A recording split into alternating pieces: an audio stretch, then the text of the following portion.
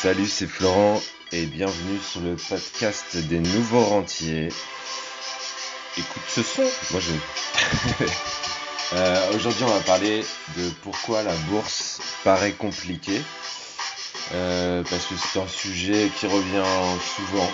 Donc on va voir ça aujourd'hui avec ce petit son que je kiffe. Donc pourquoi la bourse paraît compliquée? Je l'ai entendu vraiment plein de fois, du style j'y comprends rien à la bourse, je ne sais pas par où commencer, je ne sais pas dans quoi investir, je ne sais pas avec combien je peux commencer, combien mettre tous les mois, etc. Donc je vais te raconter un petit peu tout ce que je peux te dire là-dessus. Alors déjà, le premier truc que je voulais te dire, c'est que je suis persuadé que tout le monde peut comprendre la bourse. Il y a absolument rien de compliqué. Euh, Tu vas voir que c'est pas vraiment hyper compliqué. Si tu as écouté mon épisode d'hier sur les indices, je pense que tu as réalisé que c'était pas hyper compliqué. Par contre, il y a un autre truc, c'est que tout le monde ne s'y intéresse pas forcément, mais ça, c'est un autre problème. Et ouais, je dis problème parce que la bourse c'est un des piliers de l'enrichissement personnel, comme peut l'être l'immobilier, la création de sociétés, l'infoprenariat, et puis bien sûr ton CDI, si tu as ton CDI. Euh, En gros, si tu n'utilises pas encore la bourse, tu t'assois sur beaucoup d'argent et c'est juste dommage. On est sur le podcast des nouveaux rentiers. Donc la bourse, c'est un des piliers majeurs pour faire de l'argent aussi. Donc intéresse-toi à la bourse. Si tu veux devenir rentier, c'est vraiment important. Alors pourquoi déjà la bourse paraît compliquée? En fait, c'est avant tout une histoire de vocabulaire.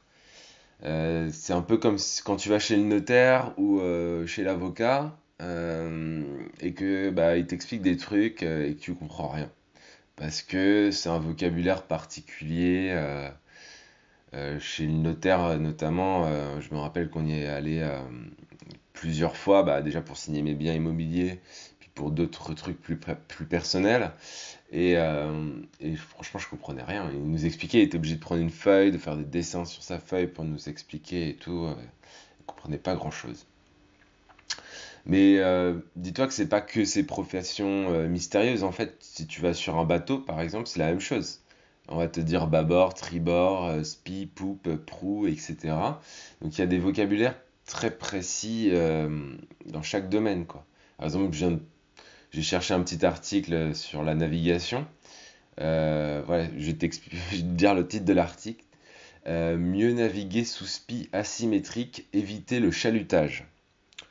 Alors, spi asymétrique, je sais pas ce que c'est, et chalutage non plus, tu vois. Et toi, si tu es dans le domaine de la navigation ou autre, tu dois comprendre de quoi ça parle. Donc, la bourse, c'est pas plus compliqué que la navigation, c'est juste une histoire d'intérêt après, en fait. C'est juste une histoire de comprendre les mots de vocabulaire qu'on te raconte. D'ailleurs, petite parenthèse, le vocabulaire, c'est vraiment un des premiers modules de ma formation sur la bourse que j'aborde. Et je te banalise tout le vocabulaire de la bourse parce qu'en fait, c'est vraiment très simple. Mais je vais quand même te donner un aperçu dans ce podcast, c'est le but aujourd'hui. Donc pour cela, en fait, j'ai pris un exemple vraiment récent. En fait, on va détailler l'introduction en bourse de la Française des Jeux. Donc c'est un événement qui s'est passé fin 2019 sur la place boursière française. En fait, ce qui s'est passé, c'est que l'État a vendu une partie de ses parts et les a mis en bourse. Donc en fait, l'État était actionnaire, donc possédait beaucoup de parts de la Française des Jeux. Et pour faire de l'argent, l'État a dit j'introduis la Française des Jeux en bourse en vendant mes parts à des particuliers et à des institutionnels de la finance. Donc je vais prendre un parallèle avec les melons. Donc un melon, on va dire que c'est une action. Donc en fait, l'État français a décidé de vendre 191 millions de melons aux Français particuliers et donc aux institutionnels, je vais y arriver avec ce mot, de la finance. Ça en fait pas mal de melons, tu vois. Le prix d'un melon, il a été fixé à 19,50 €. Ouais, ça fait un peu cher le melon, mais voilà. Et tu sais quoi? Bah, en fait, l'État, il a vendu tous ses melons car tout le monde en voulait pour faire on va dire un coup, tu vois, un coup en bourse. Donc tout ça, ça s'est passé bien sûr avant l'introduction, c'est-à-dire avant que la Française des Jeux rentre en bourse. Donc voilà, tout le monde a acheté ses petits melons à 19,50 €. Ensuite, les melons, ils sont arrivés en bourse, donc au marché, quoi. Et là, chacun a choisi en fait de revendre ou de garder ses melons. On a le choix, soit on garde nos melons, soit on les revend à quelqu'un d'autre. Dans le cas de la Française des Jeux, le prix du melon, il a grimpé. Car tous ceux qui ont raté le melon à 19,50 €, pourtant c'était déjà cher, ont voulu l'acheter quand même lorsque le melon est arrivé au marché, tu vois. Et aujourd'hui, le melon, il est fixé à 22,97 €. Donc ceux qui l'ont acheté à 19,50 €, ils ont gagné 18% en quelques jours. Après, il y avait des limitations sur le melon. On ne pouvait pas acheter plus de 2 000 € de melon. Donc en fait, au maximum, on aurait gagné 360 €. De plus, c'est risqué parce que ça aurait pu mal se passer, tu vois. En fait, les personnes n'auraient pu pas vendre leur melon ou le prix du melon aurait pu baisser. Donc ça, c'était vraiment plus un pari finalement qu'un investissement long terme en bourse. Donc ces gens-là, ils ont joué en bourse en fait. C'était un coup. Et surtout, c'était pas arrivé depuis 2006. Donc 360 € tous les 14 ans, t'es d'accord avec moi qu'on va pas aller très très loin. Moi, en attendant, tu vois, avec ma méthode, j'ai fait 56% en 2019 avec 10 000 €. Donc j'ai gagné 5 600 €. Même avec les 2 000 € des melons, là, les joueurs de melons, ils auraient gagné 1 120 €. Ça fait presque 4 fois plus. Mais ça, personne ne te le dira, car c'est moins sexy que de faire un coup sur la Française des Jeux. En fait, on prend toujours l'exemple de l'oncle, tu vois. L'oncle, on a toujours un oncle qui a joué en bourse. Par contre, il va te dire quand il va gagner, mais il te dira jamais quand il perd. Là, les gens qui ont participé à cet achat massif de melons, ils auraient très bien pu perdre leur argent et je crois moi, ils n'auraient pas étalé ça sur les réseaux sociaux ou auprès de leur entourage. Donc en plus de ça, la méthode que j'ai moi, elle est moins risquée car on investit en fait sur une centaine de sociétés différentes. On ne fait pas un coup sur la Française des Jeux.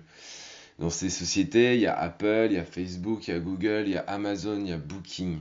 On ne fait pas un coup en fait, mais on investit sur le long terme, sur ces sociétés et sur leur croissance future qui vont nous faire monter en fait, nous, notre croissance à nous. Donc si on veut résumer aujourd'hui, je te dirais que la bourse, c'est un marché. Après, reste à savoir si tu veux vendre, si tu veux des fruits ou des légumes de saison ou simplement des melons. Voilà. Donc je sais pas si ça t'éclaircit un petit peu le fonctionnement aujourd'hui, un peu de la place boursière, tu vois, comment s'échangent les choses.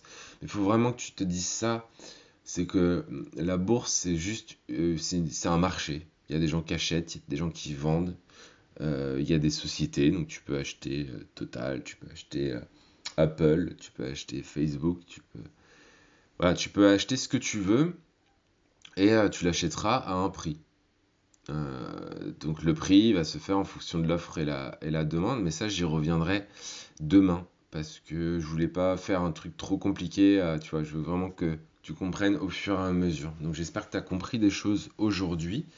Si le podcast t'a plu, je t'invite tout simplement à mettre une note si tu es sur Apple Podcast ou à en parler autour de toi si ça t'a plu, tu parles des nouveaux rentiers autour de toi. Le deuxième truc, si tu veux aller plus loin, c'est que tu peux t'inscrire au club des nouveaux rentiers. C'est un club privé sur lequel j'envoie des mails tous les jours du lundi au vendredi. Donc là, tu vois, il y a un mail qui est parti à midi et tu l'as loupé du coup. Donc si tu veux pas louper le mail, là on est vendredi, donc si tu veux pas louper le mail de lundi, tu cliques sur le lien, tu t'inscris et tu recevras, comme tous les membres de mon club, le mail de lundi autour de midi. Voilà, bah, c'est tout pour aujourd'hui. On revient lundi en restant sur le sujet de la bourse, donc sois prêt pour lundi.